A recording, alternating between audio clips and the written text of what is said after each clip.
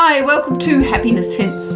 I'm Talia Newland and today I'm talking to John Cousins of moodnudges.com. I came across Mood Nudges and signed up for their newsletter, and every day I get a lovely email in my inbox with some suggestions for how I could nudge my mood in a positive direction for the day. I think it's a great way to start the day, especially when you tune into your email box and see all the work that you have to do. So, John, what can you tell me about Mood Nudges? Yeah, sure. Well, that is, you've got the idea of it completely right there.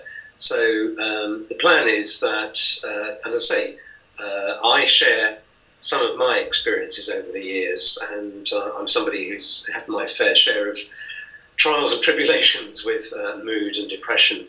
And during the time that I've been finding out how to manage it, I guess, I've come across some tips and hints and strategies, and I like to share those with people, and it seems that works. So that's the idea of Mood Nudges. And it all started off a long time ago, actually, when I co-founded a service in the UK called Moodscope. And Moodscope was started as a result of a psychiatrist asking me to keep track of how I'd been feeling for feeling over about 3 months, but giving me no way of actually doing that. Mood Nudges is part of what I do. The most recent activity I've been engaged in is in writing a book called Nudge Your Way to Happiness. Nudge Your Way to Happiness combines two of my favourite things about managing mood, really. One is that I've found over the years that it's very, very hard for people to kind of pin down exactly how they're feeling. And over the years that happened to me too. Somebody would say to me, how are you today compared to how you were yesterday? How are you today compared to how you were a month ago? And it's really, really difficult to know. So thanks to the inspired request by a psychiatrist, as I say, back in around about 2007, I realised that it was sensible to try and find, well, it helped me anyway, to put a number to my mood every day. So Moodscope was a card game that, and is a card game online that people can play, which gives them a mood score between 0 and 100 every day, with 100 being great and 0 being not great at all. Okay. And Nudge Your Way to Happiness has a kind of a newer version of that work that I started back in 2007. And basically it enables you to take a very short test each day with just 10 questions, which end up enabling you to rate, give you a number for how you're feeling. And then depending on how you're feeling it, then you remember those kind of choose your own adventure books? Yes. Where you'd read a chapter or two, and then it would point you to another page depending on the decision you made. Well, Nudge Your Way to Happiness is kind of a bit like that, but it points you to a nudge for that day, an action that you can take that day, which is customised to the way you're feeling. And it's all based on sort of positive sound psychology. And it recognises that if you're not feeling so great, there probably are things that you can do, but they're not going to be very ambitious. Whereas if you are feeling good, then it is just as important to do things. It's just as important to look after your emotional health on good days as it is on bad. But on a good day, perhaps you can do something which is a little bit more ambitious. So over 30 days, you kind of keep track of how you are each day. You get pointed to a nudge, which is customised to the way you're feeling.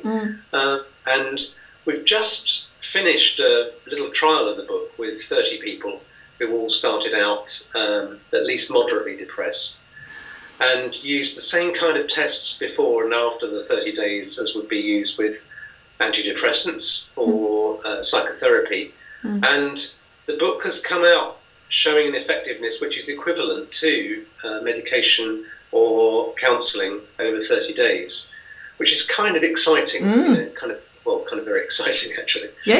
No, that's great. I know I had a period where I was quite depressed, but I remember a realization at one point where it was like, hey, I don't have to be depressed. This is my mind. It's my mind, damn it.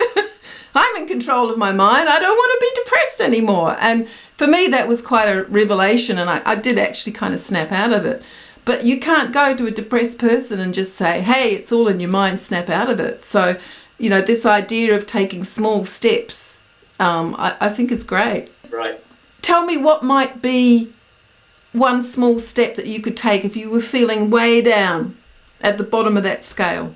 Being around other people can be very helpful. Having connections with other people can be very helpful. But we also know that if you're feeling terrible, you're unlikely to, kind of get in contact with a friend, or you're certainly not going to go to a party or anything like that. Yeah. So I think that what you can do is that you can scale what you ask yourself to do around that theme. So for me, when I was living in the UK, I was generally working at home every day, and I discovered that in the park next to where I lived was a really lovely little tea room that did lunch. So they made homemade soup and great coffee, and there was a bunch of regular people who went in there. So I kind of would make an arrangement with myself to go there every day, but if I wasn't feeling very good, I'd simply go over there and sit at a table in the corner. I might kind of smile at people as I went in, but other than that, I wouldn't really be able to or would engage with other people. But simply being around them helped. On a kind of average day, when I wasn't feeling, so bad, then I'd go over there and maybe talk to a couple of people as I went in. And then on a really good day, I'd go over there and, I'd arrange to meet somebody for lunch. So I was using the same kind of thing, but in a different way, depending on how I was feeling. And that's kind of, I think, the strategy that's formed the basis for the book. Yeah, that sounds really good. I know, I'm a student of Buddhism, and my teacher says, you have a toolbox, because in Tibetan Buddhism there's masses of different practices. And he says, well, you've got a toolbox there, and you use whatever is appropriate for you at any particular time. So, but knowing what we need at any particular time is not always easy, So your book is helping people to know the sort of things that they could use at any particular time. I think that's great. Well, quite right, and I think that the toolbox analogy is great, really, because I'm sure that everybody at one time or other has had a toolbox around the house, and there's been something in the toolbox, and you thought, I don't know what the heck that is. There's something in the box that kind of got there, like it was somebody gave it to you, or it was inherited from somebody. Just don't know what it is. So, of course, the trick to making the most of the toolbox is to know what the tools do and how to use them. Yes, absolutely. Yeah. All right. So tell me, what happiness hint have you brought for us today? Well, I think my happiness hint is that, and I've needed to use this when I arrived in the USA 3 years ago, and I used it before that when I went and lived in a different part of the UK for a while. And my happiness hint is to adopt a cafe. We've been talking about the tea room today, but and I think there's a lot of cafes and tea rooms about my way of life, probably. But when I arrived in the USA, when I worked most days at Stanford University, and I knew nobody at the university at all. So I made a point of going to the same cafe at the same time every day. And I made no real effort to meet anybody or to kind of fit in or anything like that, but I just turned up at the same time, the same place every day. And that has been over and over again a brilliant strategy, because I've met some great people. It provides my day with a kind of anchoring. So I go in and I plan my day, and generally do my diary, which looks back on the day before. And so I sit down, look back at the day before, put the day before away, and then look at today, and do it in the same place every time. So a happiness hint would be find and adopt a coffee shop or a cafe, and turn up every day. That's great. That's certainly one I haven't heard before. But I can see how it would work. Yeah, it's good. Okay, what about your happiness hurdle? Yeah, I think my happiness hurdle is kind of connected with that connecting with people thing again, because I think that I have a tendency when I'm feeling low to shut myself away, and I find it very hard to at times to even think about being around other people. And so that's a real challenge for me. It's a real challenge to get out and connect with people. And it might seem strange, but one way I've found to manage it and to kind of tackle the challenge occasionally has been to listen to talk radio. Okay. So Yeah. if I really can't get out, I'll turn the radio on and sometimes even end up talking to the radio, which I think is one of the first signs of madness, probably. But I won't tell anybody if you won't. So yeah, I think having voices around can be good, and it can start to give you the very barest degree of connecting with people if you can't really force yourself to do it at all. Okay. Yeah. What about a happiness hero? Now that bit I did do, yes, yeah. So I'd like to nominate to the Happiness Hall of Fame, the Happiness Heroes Hall of Fame, a gentleman called Mark Williamson, Dr. Mark Williamson, who runs a fantastic organisation based in London called Action for Happiness. Oh, yes. They're a super organisation. Started back in, I'm going to say 2008. They have something like 80,000 members around the world, and their patron is the Dalai Lama. Yes. So they're obviously doing something right. And Mark, to me, I've known Mark quite a while, and he's somebody who really embodies the very idea of you need to work on your happiness, you need to work on your well-being. Mark is inspirational. He, at times, has had to do an enormous amount of work on his own, because whilst it's got a lot of members, it's not an organisation with a huge infrastructure. Yeah. And so Mark is he's a very optimistic person, and he's also a very realistic guy too. So he's not kind of fake optimistic.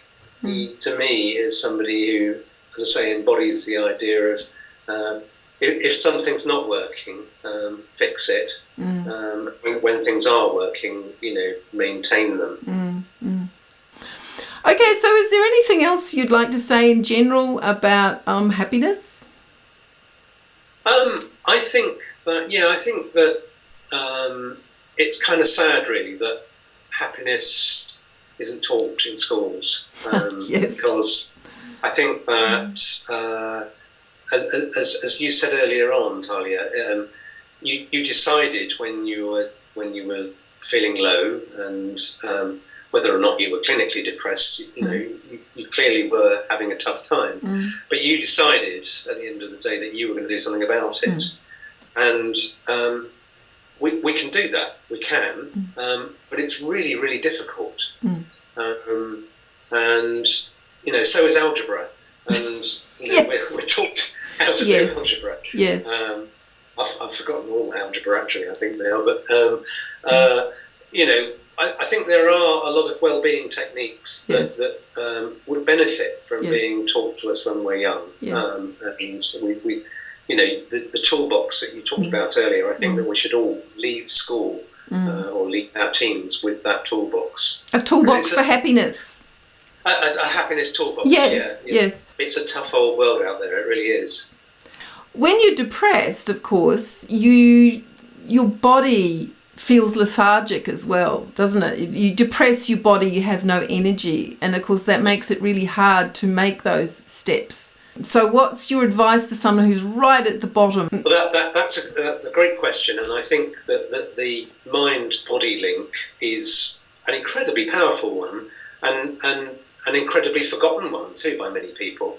And so I think when you're feeling low emotionally, that's absolutely the time to work on your physical well-being as well. So trying to get decent sleep, for instance, sleep, unfortunately, can kind of fall by the wayside when people are feeling low. So working on getting good sleep, by trying to go to bed every night at the same time, trying to get up in the morning at the same time, perhaps having a hot bath before you go to bed, having a milky drink, or whatever works. Whatever works for you, And of course, if you feed your body badly with food, bad food, then it's going to have an effect on your mood too, because when you're depressed, your immune system is low. So you're going to be. It's going to be very easy for you to pick up other illnesses. You're going to get sick much more easily. So eat healthily, drink plenty of water, get exercise. That doesn't mean going to the gym. It means like going out for a walk. Going for a slightly longer walk than you might have taken. Go for a walk with somebody else. Because walking with somebody else can be great. Even if you have an agreement before you set out, well, I'm not going to talk to you. But if you don't mind walk together, that quiet companionship can be very healthy. So please, if you are going through a hard time emotionally, look after that body. It's interesting though, isn't it? Because even the urge to do that, to get up, if you're lying in bed feeling miserable, the urge to get up and actually sort of take a walk or have a healthy meal or whatever, it all comes from the mind first, doesn't it? You've got to make that decision to do that. Absolutely, yeah. I was just in the UK over Christmas, in fact, so I've just come back, so I'm sort of getting over my jet lag. And I was with a psychologist friend on the day before Christmas Eve, and we were sitting in the pub having a chat and talking about the absurdity of when people are struggling emotionally, for people to say to them, it's all in the mind. And I said to David, that would be as mad as somebody breaking a bone and somebody saying to you, it's all in your leg. You don't want to worry, it's all in your leg. Yes, it's a bit of an oversimplification to put it like that. Okay, thank you so much. Have a great day. Great pleasure talking to you too, Talia. Thank you. So today I've been talking to John Cousins of Mood Nudges. John has given us some great tips for when you feel really low. And I think what's really good about his approach is realizing that different approaches are relevant at different times. So something that will work for you on one day just might be out of reach on another day. But in the end, it's our mind that's behind any action that we take. We have to make a decision first. And that brings us back to the mind. Now, the kind of skills that are going to help you work with your mind is what we learn in meditation.